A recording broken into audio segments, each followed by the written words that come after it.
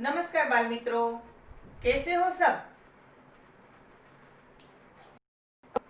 Standard 6 आपका आज का जो सब्जेक्ट है वो है हिंदी। स्टैंडर्ड 6 हिंदी। और आपका जो यूनिट है वो 7वां यूनिट है, बूझो तो अर्थात पहेलियां। बूझो तो जाने अर्थात जो ये गद्य पाठ है वो पहेलियां के रूप में हम समझने का प्रयत्न करेंगे।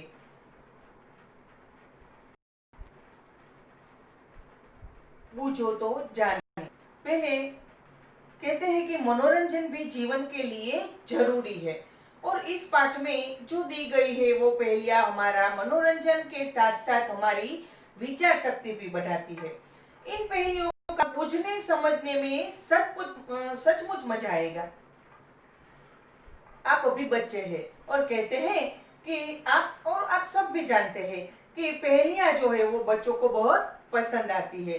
यहाँ पहेलियां देखकर, यहाँ जो पहेलियां है वो पहेलियां देखकर सभी छात्रों की जो विचार शक्ति है उस विचार शक्ति का विकास करने का प्रयत्न किया गया है। पहेलियां समस्या या प्रश्न के स्वरूप में होती है। क्या पहेलियां जो होती है वो समस्या या के स्वरूप में होती है। उन्हें समझना बुझाना बड़ा ये पहेलियां हमारी विचार करने की जो शक्ति, विचार शक्ति को बढ़ाती है, ज्ञान में वृद्धि करती है। तो ऐसे ही यहाँ जो दी गई थोड़ी सी पहेलियां है वो हम समझने का प्रयत्न करेंगे। लेकिन उसके पहले ये जो पाठ है आपका, उसमें जो नए शब्द है वो नए शब्द के अर्थ मैं आपको पहले ही बता देती हूँ, और बाद में ये सभी पहेलियां मैं आपको समझाऊंगी। शब्द मैंने यहाँ लिखे ही है, फिर भी मैं आपको बता देती हूँ। पहली का अर्थ है समस्या। वन, वन का अर्थ है जंगल। उगना, उगना का अर्थ है उत्पन्न होना। नदी अर्थात सरिता, और झरना अर्थात निर्जर। घना, घना का अर्थ है बहुत, सघन। और उद्गम, उद्गम का अर्थ है उत्पत्ति का स्थान।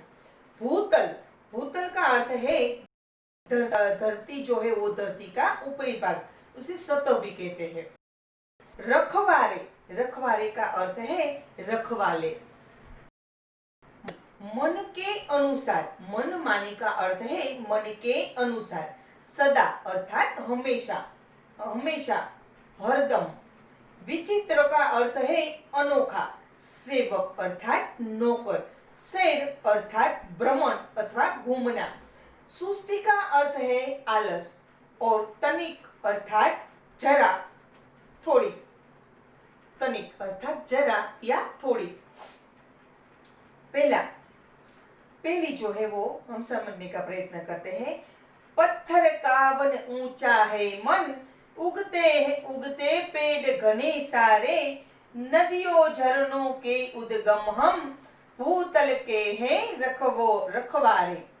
फिर से, पत्थर का वन ऊंचा है मन, पत्थर का वन ऊंचा है मन, उगते पेड़ घने सारे, नदियों झरनों के हम, भूतल के हैं रखवारे।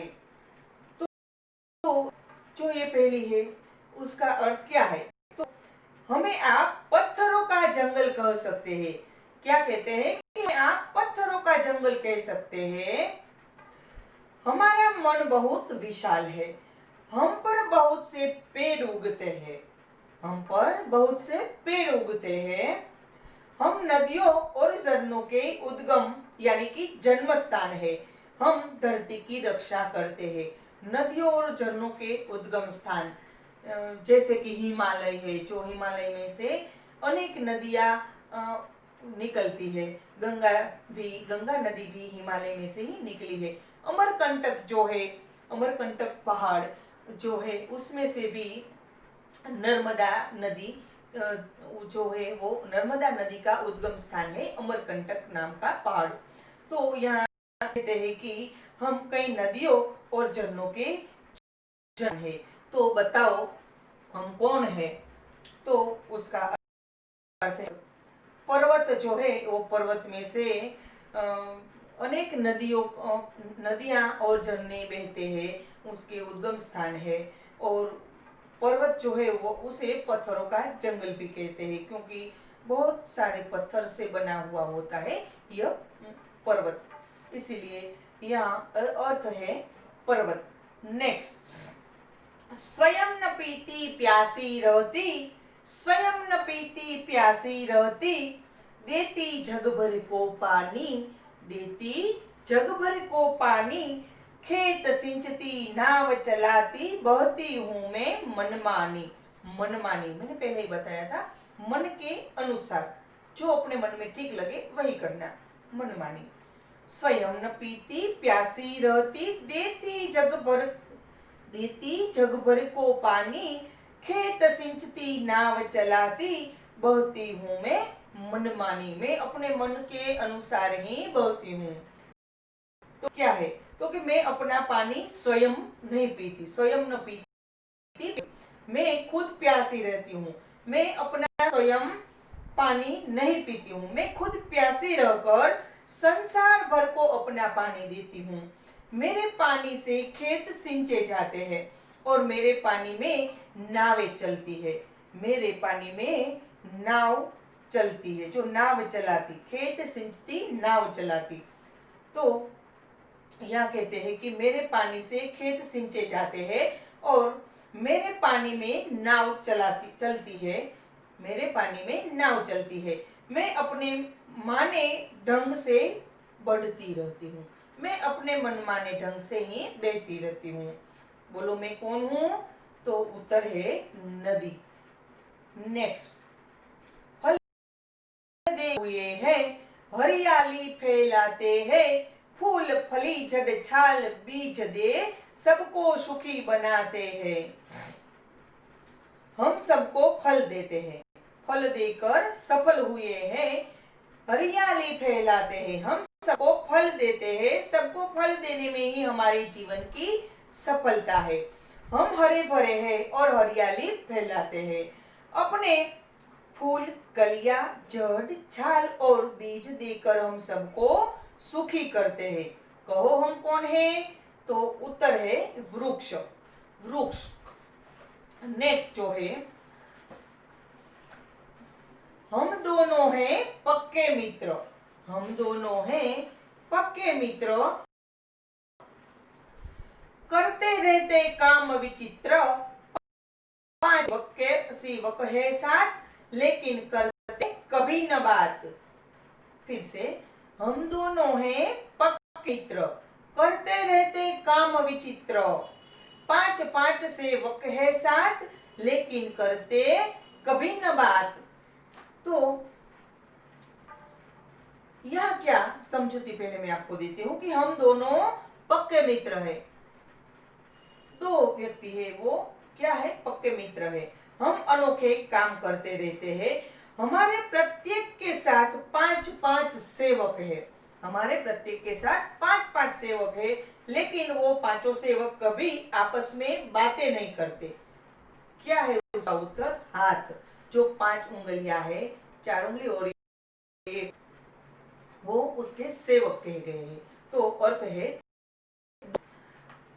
बाद में पांचवा, कभी हूं पतला कभी हूं मोटा। क्या है कि कभी हूं पतला कभी हूं मोटा, कभी गेंद जैसा हूं, कभी हूं पतला कभी हूं मोटा।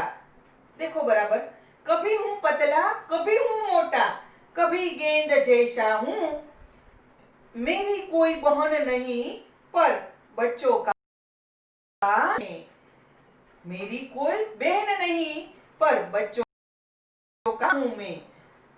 तो यह क्या है, क्योंकि मैं कभी पतला और कभी मोटा हो जाता हूँ और कभी मेरा आकार है वो गेंद जैसा हो जाता है। मेरी कोई बहन नहीं है, मुझे कोई बहन नहीं है, मेरी कोई बहन नहीं है, फिर भी बच्चे मुझे मामा कहते हैं। बच्चों का मामा कौन है, चंदा मामा। तो उत्तर है यहाँ चांद। नेक्स्ट, बड़े सवेरे उठती हूँ मैं, बड़े सवेरे उठती हूँ मैं, सैर गगन की करती हूँ मैं, आलस सुस्ती हरदम ही कुछ करती हूँ मैं। बड़े सवेरे उठती हूँ मैं, वहेली परोढ कहते हैं उसे गुजराती में, वहेली परोढ, परोढीए। गुजराती में एक काव्य है, परोढीए पंखी जागीने गाता मीठा तारा गान, परोढीए मंदिर मस्जिद માં ધરતા લોકો તારું ध्यान। परोढ अर्थात वहेली सवार।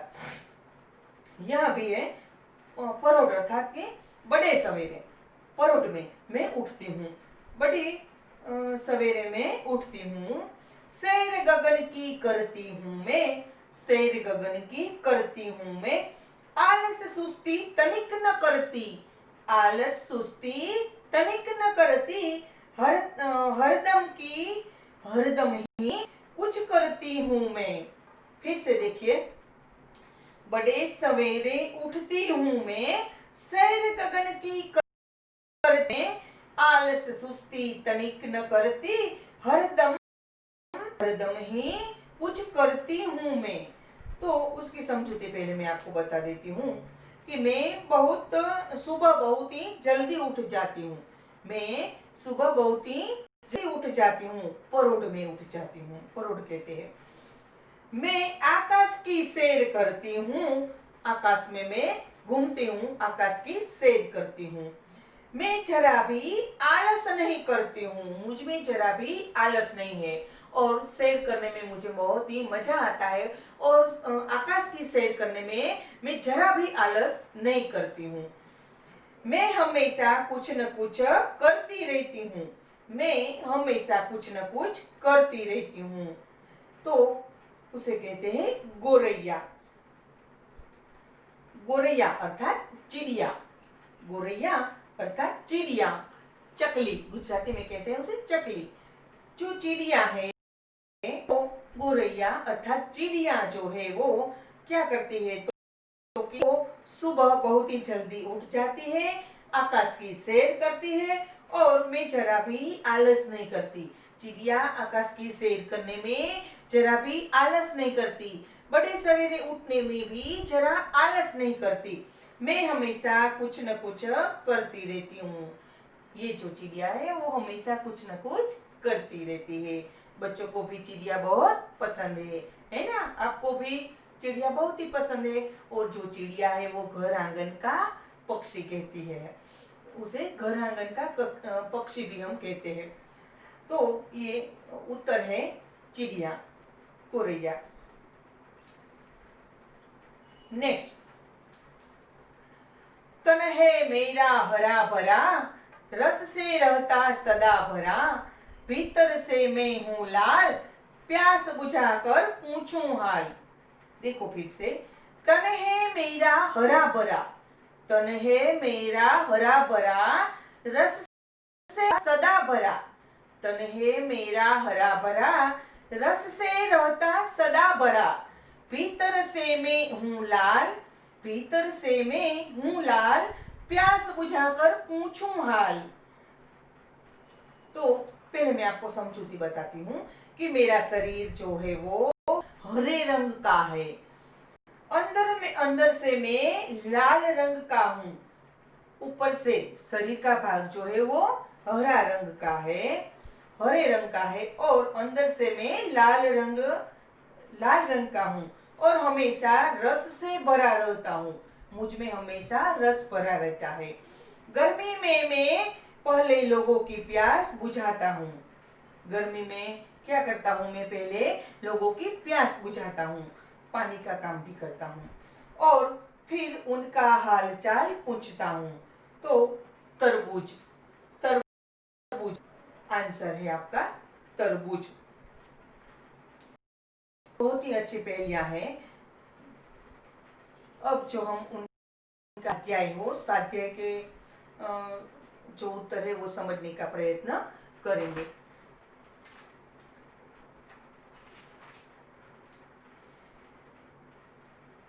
निम्नलिखित शब्दों का वाक्य में प्रयोग कीजिए। एक उदाहरण दिया गया है और जो शब्द दिए गए हैं वो शब्दों का हमें वाक्य में प्रयोग करना है। पहला है पर्वत। तो पर्वत तो शब्द जो है उसका वाक्य में हमें प्रयोग करना है। पर्वत, हिमालय ऊंचा पर्वत है। पर्वत शब्द का हमें वाक्य में प्रयोग करना है, तो हिमालय ऊंचा पर्वत है। नेक्स्ट, पेड़। पेड़ हमें फल देते हैं। नेक्स्ट शब्द जो है नदी। गंगा पवित्र नदी है। नर्मदा बहुत ही लंबी नदी है। आम, आम का राजा है। आम, तो आम जो वाक्य में प्रयोग कैसे करते हैं, तो आम फलों का राजा है, अथवा आम बच्चों को बहुत ही पसंद होते हैं। हाथ, हाथ खाने से पहले हाथ धोने चाहिए, अथवा हाथ जो है हमारा, हाथ का उपयोग अच्छे कामों के लिए करना चाहिए। आप अपने तरीके से कोई भी वाक्य बना सकते हो, लेकिन ये जो शब्द दिए गए हैं वो शब्द का वाक्य में प्रयोग होना चाहिए। मकान, यह नया मकान किसका है, अथवा अरे वाह आपका मकान तो बहुत ही सुंदर है, तो मकान शब्द का प्रयोग करना है आपको। खिलौना, माँ बच्चे के लिए खिलौना लाई। माँ बच्चे के लिए खिलौना लाई, अथवा दूसरा वाक्य, बच्चों को खिलौने बहुत ही पसंद है। नेक्स्ट क्वेश्चन जो है,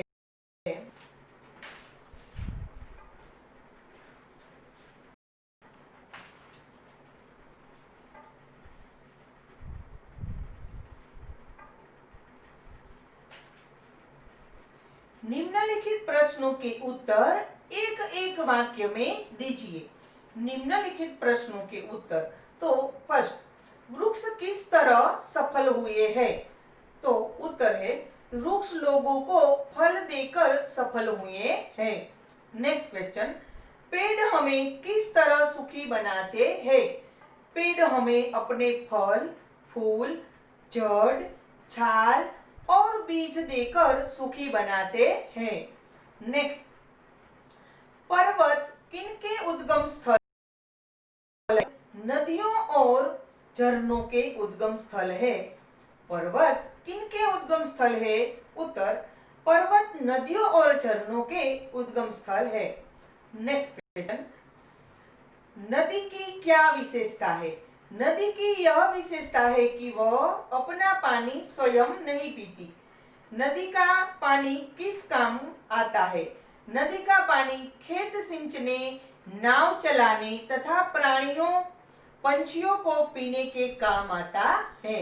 नेक्स्ट क्वेश्चन, तरबूज, तरबूज तरबूज बाहर और अंदर से कैसा होता है, तरबूज बाहर और अंदर से कैसा होता है, उत्तर तरबूज बाहर से हरा और अंदर से लाल तथा रस भरा होता है। दोनों हाथों की क्या विशेषता है, तो दोनों हाथों की यह विशेषता है कि वे पक्के मित्र होकर भी आपस में कभी बात नहीं करते हैं। ये दोनों हाथों की विशेषता है। नेक्स्ट क्वेश्चन, चांद का आकार कैसा होता है, तो उत्तर चांद का आकार कभी पतला, कभी मोटा, कभी गेंद की तरह गोल होता है। नेक्स्ट, चिड़िया की क्या विशेषता है, उत्तर चिड़िया की यह विशेषता है कि वह जरा भी आलस नहीं करती और हमेशा कुछ न कुछ करती रहती है और हमेशा आकाश की सैर करने निकल जाती है। ये है चिड़िया की विशेषता। अब 3-4 वाक्य में आपको उत्तर लिखने हैं। निम्नलिखित प्रश्नों के उत्तर दीजिए, थोड़ा बड़ा। पर्वत अपने बारे में क्या कहते हैं, पर्वत कहते हैं कि हम पत्थरों के जंगल हैं, हम पत्थरों के जंगल जैसे हैं, तो हमारा मन भी ऊंचा है, हमारा तन तो ऊंचा है ही, साथ हमारा मन भी ऊंचा है। हमसे नदियां और झरनों का उत्पन्न होता है, नदियां और झरनों जो है वो हमसे जन्म लेते हैं। हम इस भूतल के रखवाले हैं। नेक्स्ट क्वेश्चन आपका, नदियां अपने बारे में क्या कहती है? उत्तर, नदियां कहती है कि हम अपना पानी स्वयं नहीं पीती, पानी से भरी होकर भी हम प्यासी रहती है।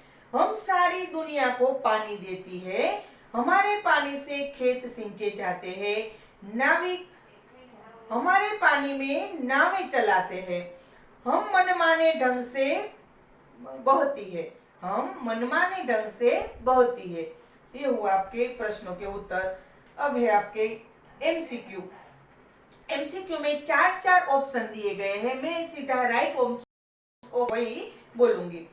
हरियाली कौन फैलाते हैं? पेड़। डी ऑप्शन आपका राइट आंसर है।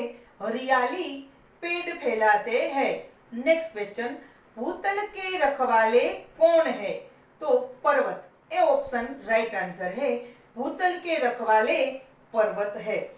नेक्स्ट क्वेश्चन, नदियों का उद्गम कहाँ से होता है? पर्वत से। नदियों का उद्गम कहाँ से होता है? पर्वत से। नदियों का उद्गम डी ऑप्शन आपका राइट आंसर है, पर्वत से होता है। नेक्स्ट, तरबूज प्यास बुझाकर क्या पूछता है? तो हाल। तरबूज प्यास बुझाकर हाल पूछता है। बी ऑप्शन तुम्हारा राइट आंसर है। प्रत्येक हाथ के कितने सेवक है? तो 5। उत्तर है 5। प्रत्येक हाथ के 5 सेवक है। डी ऑप्शन राइट आंसर है। नेक्स्ट क्वेश्चन, कोष्टक में से उचित शब्द चुनकर रिक्त स्थानों की पूर्ति कीजिए।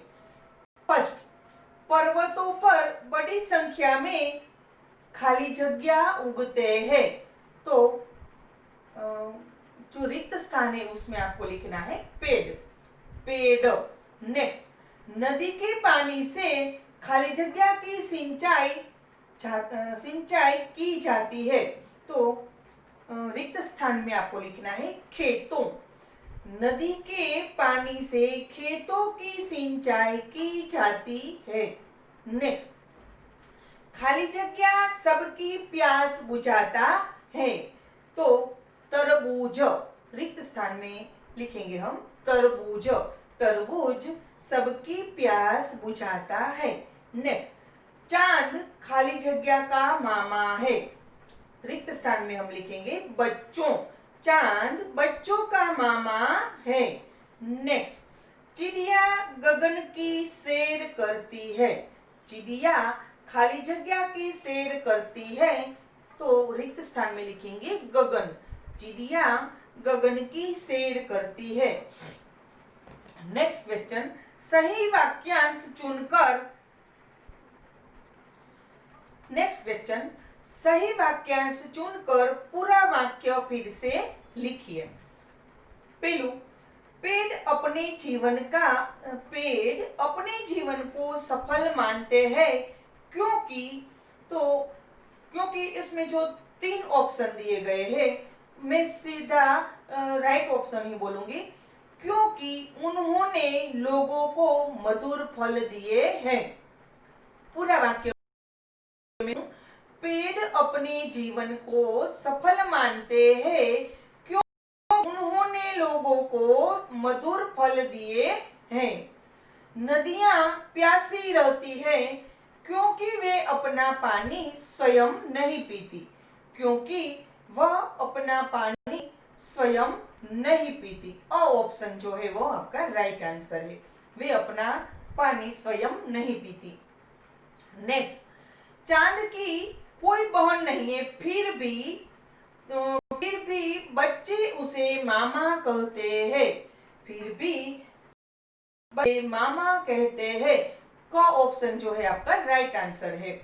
फिर से पूरा वाक्य बोलती हूँ। चांद की कोई बहन नहीं है, फिर भी बच्चे उसे मामा कहते हैं।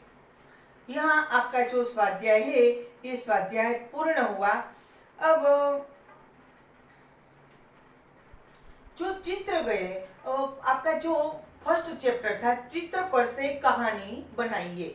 तो शायद आपको एग्जाम में कोई ऐसा चित्र दिए गए हो, उस पर से आपको कोई कहानी लिखनी पड़ेगी। तो उसमें भी आपकी तर्क शक्ति और विचार शक्ति जो है वह बहुत ही अच्छी होगी। ठीक है, अब नए वीडियो में नए यूनिट के साथ हम मिलेंगे। तब तक के लिए नमो नमः, नमस्कार।